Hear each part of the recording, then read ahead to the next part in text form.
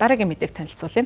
Европын холбооны зүгээс дэлхийн харилцаа холбоо мэдээллийн технологийн салбарт тэргүүлэх үүрэг гүйцэтгэхийг хүсэж байгаа юм байна. За тийм учраас томоохон хэмжээний хөрөнгө оруулалтыг хийхээр тогтсон байна. За тэдний хувьд 6G технологиг хөгжүүлэх, за мөн хиймэл оюун ухаан, газрын бус харилцаа холбооны системийг хөгжүүлэх чиглэлд томоохон хэмжээний хөрөнгө оруулалтыг хийхээр ярилцаж төлөвлөгөөгөө баталсан гэдгээ олон нийтэд хүргэсэн байна. За Европын сансрын агентлаг болох GSMA Foundry Mobile World Congress дээр хэлэхдээ хиймэл дагуул болон гар утасны технологийн нэгдлийг хурцсах зорилгоор 100 сая евро хүртэлх санхүүжилтийн хөтөлбөр зарсан гэдгээ мэдгдсэн байна. За энэ хүү одоо холболтыг хийснээр 6G болон хиймэл оюун ухааны технологиг илүү их хөгжүүлэн. За энэ одоо технологийн гол одоо үндсэн тулгуур нь Европын холбоо болох боломжтой гэдгийг мэдэгдэж байгаа юм байна. За Европын холбооны сансрын агентлагийн хувьас 5G, 6G NTN хөтөлбөрийг одоо хэрэгжүүлж, за энэ хөтөлбөрийг бүр тусгайлан хэрэгжүүлсэн газар нэгжийг байгуулан ажиллаж байгаа юм байна. За энэхүү санхүүжилтэн цаашдаа технологийн сүлжээ үйлчилгээг хөгжүүлэх бөгөөд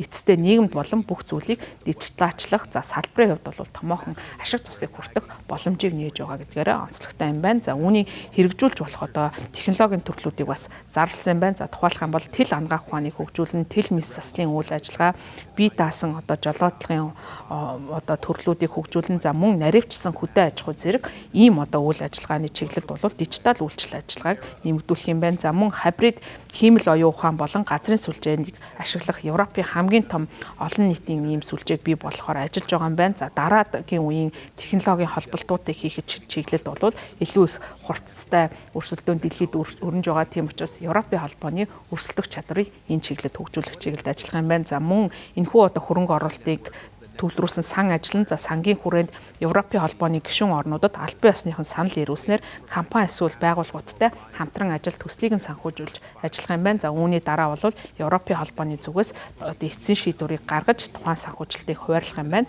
За санхүүжилтөнд 4 тулгуур баганд үндсэндээ чиглэх юм байна. За тухайлх юм бол олон тойрог замтай хиймэл дагуул болон газрын сүлжээний хиймэл оюун ухаанаар удирдуулсан удирдлага, за мөн ухаалаг утсах болон IoT төхөөрөмжөд зориулсан бусад шууд төхөөрөмж рүү холбох их DD2 технологи болон хамтын ажиллагааны одоо технологи болох 5G болон 6G-ийн туршилтын платформыг хөгжүүлэх, за мөн захын оюун ухааны дэвшилтэд технологи буюу IoT-гийн 6G-ийн эрт үеийн судалгааг бас хөгжүүлэхээр тохирч байгаа юм байна. За одоогийн байдлаар бол мэдээж хэрэг дэлхийн харилцаа холбоо хиймэл оюун ухааны чиглэлд Америкийн компаниуд тэргүүлж байгаа. За тийм учраас энэхүү одоо хиймэл дагуул интернетийн ертөнцид улам бүр өрсөлдөөн нэмэгдэж байгаа учраас энэхүү одоо технологийн үйлдвэрлэлийн өрсөлдөөнд Европ бас бие даасан байдлаар оролцож тэргүүлэх одоо үүрэгтэйгээр оролцох сонирхолтой байгаа учраас өөрсдийн өрсөлдөх чадвараа сайжруулах, за мөн Европын хэмжээнд ашиглагдах бие даасан хувилбаруудыг бий болохоор зорж байгаа юм байна. За энэхүү дэлхийн одоо бас мобайл технологийн хөгжлийг тодорхойлох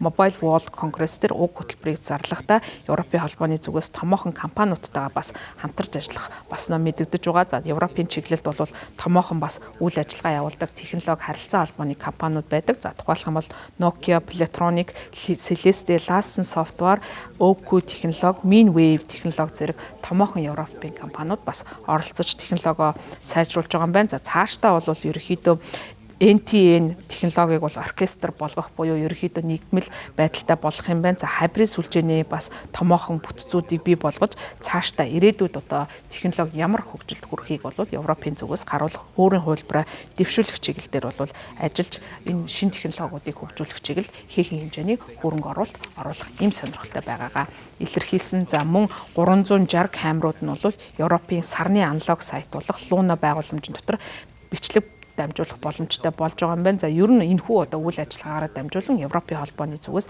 дид бүтцийн чиглэл томоохон хөрөнгө оруулалтыг явуулна. За ингээд дид бүтцийг хөгжүүлсэн тохиолдолд бол компаниуд өөрийн технологиг хөгжүүлэх замаар цаашдаа Европ бол дэлхийд өрсөлдөх чадвараа нэмэгдүүлэх боломжтой гэж харж байгаа юм байна.